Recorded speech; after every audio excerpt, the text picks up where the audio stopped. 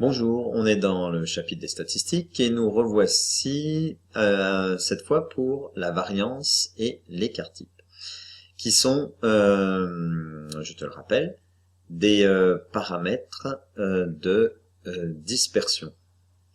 C'est-à-dire que à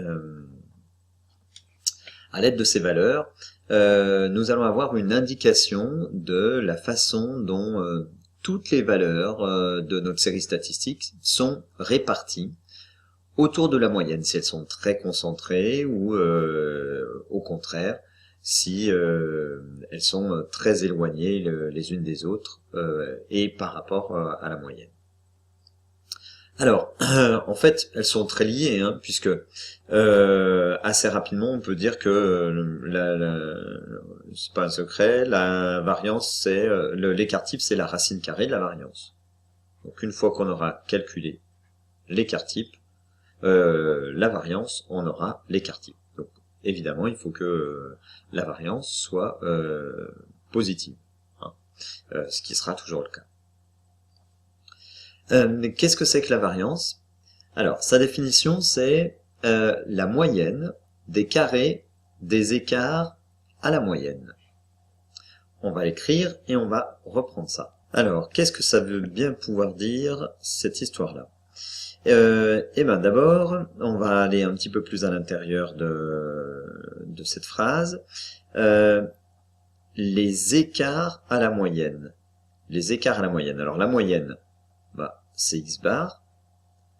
Un écart, c'est une différence.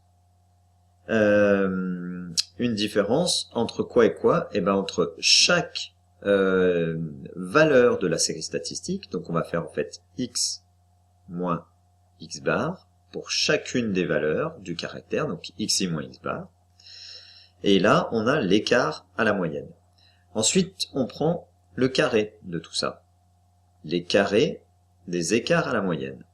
Donc on passe x bar moins xi ou xi moins x bar au carré, ça sera bien positif.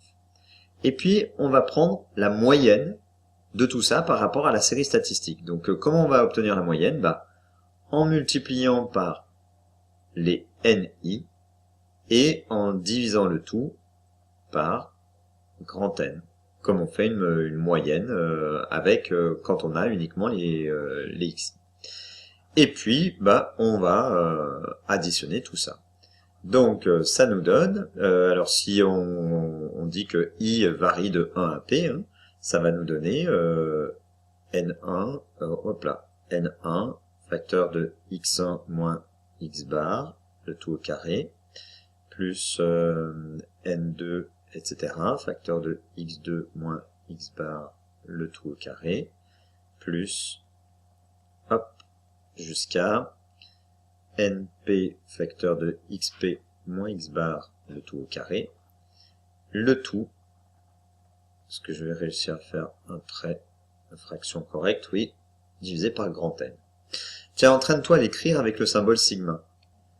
Avant quand même de l'écrire avec le symbole sigma, on va remarquer que ni sur grand N, là, qu'est-ce que c'est? Eh bien, c'est aussi la fréquence, fi. Donc je peux très bien écrire ceci sous la forme f1 x1 moins x bar au carré, bah oui, hein, n1 sur grand N, plus f2, c'est n2 sur grand N, facteur de x2 moins x bar au carré, etc. jusqu'à fp, facteur de xp moins x bar au carré. Allez, maintenant, écrit ici avec le symbole sigma. Bah, écrit la première avec le symbole sigma, et puis voilà, mets sur pause et on regarde ça. Alors, tu vas pouvoir vérifier. Alors, on démarre à i égale 1, ok. On va jusqu'à i égale p. Et qu'est-ce qu'on met à l'intérieur de notre sigma, là? Bah, ni, xi moins x bar au carré sur grand N. Allez, devance-moi, fais-le pour avec la fréquence. Voilà, j'ai mis le signe sigma, mets sur pause et mets le reste. Et hop, voilà. Bien, eh bien, en fait, cette fonction, j'efface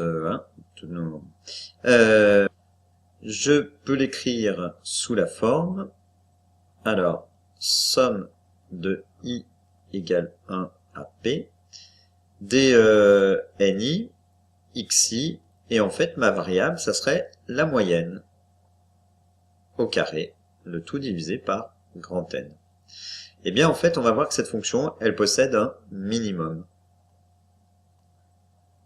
Et ce minimum, il est atteint lorsque x égale x bar. Et en fait, ce minimum, eh bien, c'est aussi la variance grand V. Voilà. Alors, si on regarde avec les tableaux, nos exemples, hein, les tableaux qu'on a vus au début de ce cours sur les statistiques, et puis après, tu t'entraîneras sur le calcul et tu vérifieras le résultat, à la calculatrice aussi. Je vais mettre les tableaux là et puis on va regarder comment on fait concrètement. Alors, eh bien, quand on dit la somme des ni xi moins x bar au carré, il faut prendre ni, c'est les effectifs, d'accord? Donc normalement, il faudrait que je fasse 2. Donc de i égale 1 à p. Donc là, c'est i égale 1 ici, puis p, il est là, i égale p.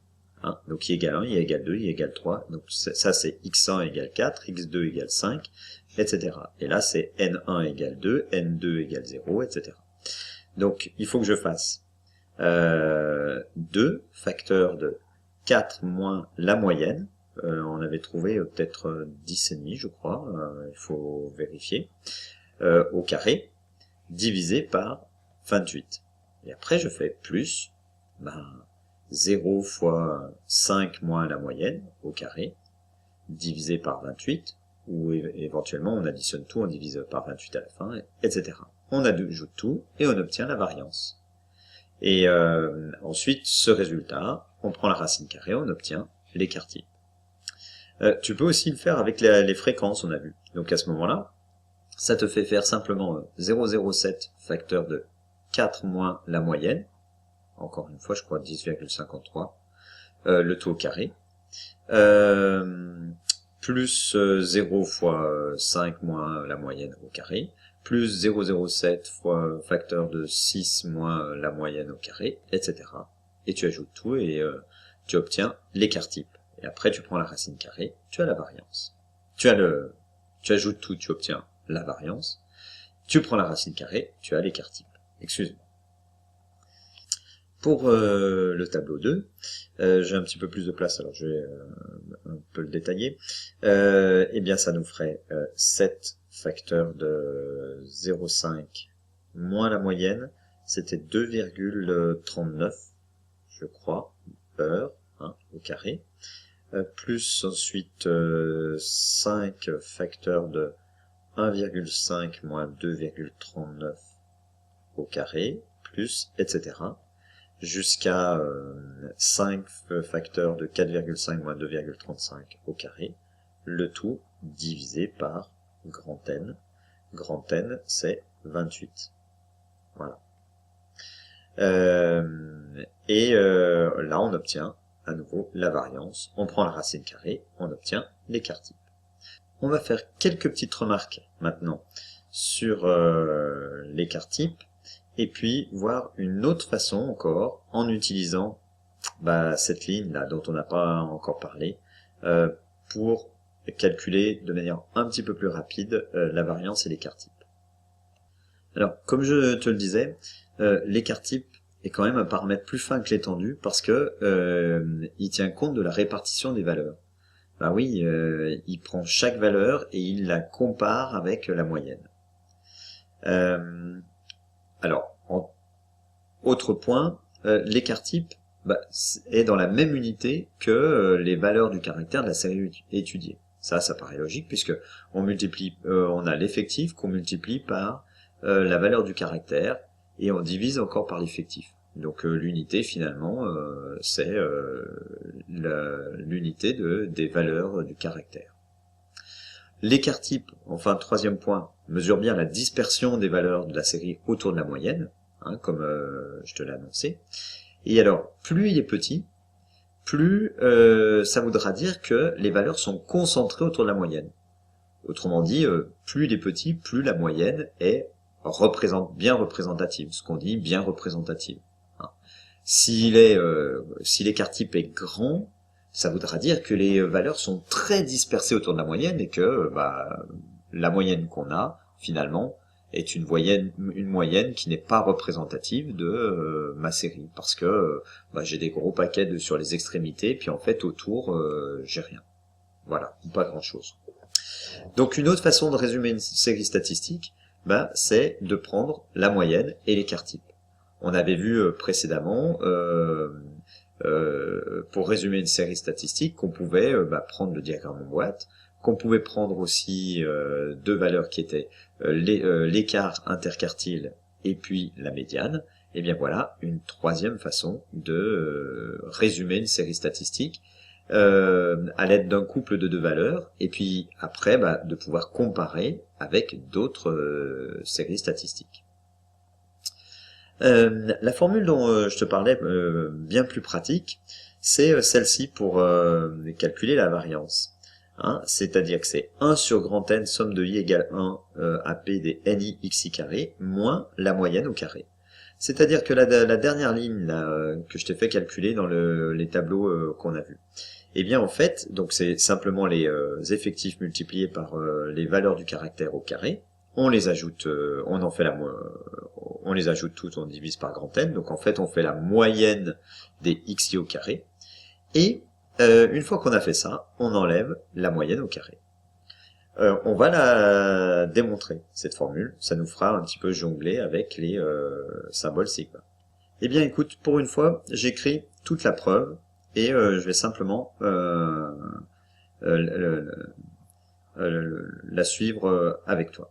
Alors, la variance, on sait, ça c'est notre formule de départ. 1 sur grand N, somme de i égale 1 à p, de ni xi moins x bar au carré. Ok. Qu'est-ce qu'on fait dans l'étape suivante? On utilise le binôme de Newton ou encore les identités remarquables. 1a moins b au carré. C'est quoi? C'est a carré moins 2ab plus b2. Avec ici c'est xi et là x bar. Donc on développe. Ok? Et puis après, comme on a un symbole, mets sur pause, parce que j'imagine tu n'arrives pas à écrire en même temps. Alors après, comme on a un symbole sigma, je peux en fait le répartir sur chacune de mes expressions, puisque j'ai un produit. Donc je vais faire la somme des ni fois xi au carré, puis après je vais faire plus la somme de ni fois moins 2xi x bar, plus la somme de 1 sur n, etc. fois x bar au carré.